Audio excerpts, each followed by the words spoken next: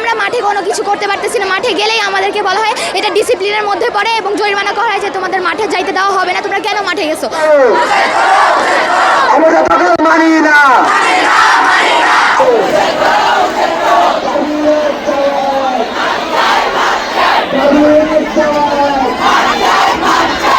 আমাদের দাবি আমরা মাঠ চাই, সুস্থ বিকাশের জন্য মাঠ অনেকই প্রয়োজন। পড়াশোনার পাশাপাশি খেলাধুলা অনেক প্রয়োজন, তাই মাঠ অনেক জরুরি। কি করে আমরা খেলবো?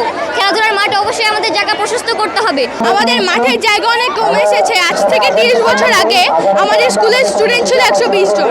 সেই 120 জনের জন্য আমাদের যতটুকু মাঠের জায়গা বরাদ্দ করা হয়েছিল, আজকে 30 বছর পর আমাদের স্কুলের স্টুডেন্ট প্রায় 8000 প্লাস। আমাদের এখনো মাঠের জায়গা 1 ইঞ্চি বাড়ানো হয়নি, বরং আমাদের স্কুলের কিছু জায়গার জন্য আমাদের মাঠের জায়গা আরও কমে এসেছে। আমাদের সুস্থ বিকাশের জন্য পড়াশোনার পাশাপাশি খেলাধুলাটা অত্যন্ত প্রয়োজনীয়। আমাদেরকে বাংলাদেশ সরকার বারবার বলেছে যে স্কুলের সামনে যতটুকু জায়গা সেটা আমাদের নামে করে দেওয়া হবে। বারবার প্রশ্রয় দিয়েও আমাদেরকে তাদের কথা রাখতে পারেনি। আমাদের নামে করে দিবে বলাই হয়েছে, কিন্তু করা কখনো হয়নি।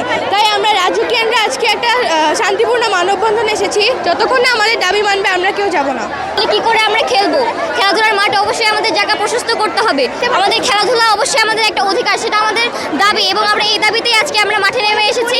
কলেজের সাধারণ নির্মাণ কাজের জন্য মাঠ প্রায় সময় বন্ধ করে দেওয়া হয়। বসুন্ধরা ডায়াপেন্ট এখন আরো উন্নত। এই hot air through top sheet দ্রুত শোষণ করে সোনামণিকে দেয় কোমল অনুভূতি। বলা হয় যে আগামীকাল তোমাদের মাঠ বন্ধ থাকবে। তোমার কলেজে বৃষ্টি হলে বলে যে তোমাদের মাঠে কাদা হওয়ার জন্য তোমরা কেউ হাত পা ভেঙে যেতে পারো, এই জন্য তোমাদেরকে খেলতে দেওয়া যাবে না।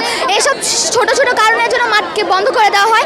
একবার যদি মাঠ বন্ধ করে দেওয়া হয় তা অনেক দিন পরে খোলা হয়, প্রায় 1 মাস পরে।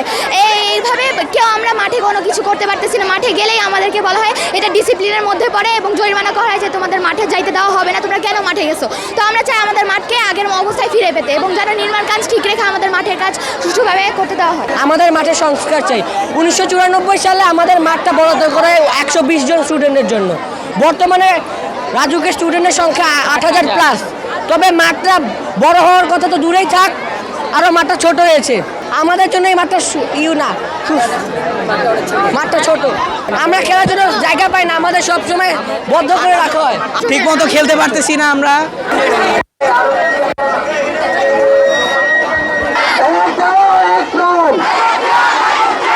বাঁচাও, তারুণ্য বাঁচাও।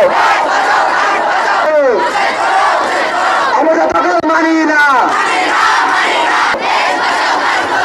আমাদের অধিকারী, আর এই মাঠ যদি আমাদের না দেওয়া হয় তাহলে খেলাধুলা যদি না দেয় তাহলে আমাদের লেখাপড়া করলে লেখাপড়া করা যাবে না।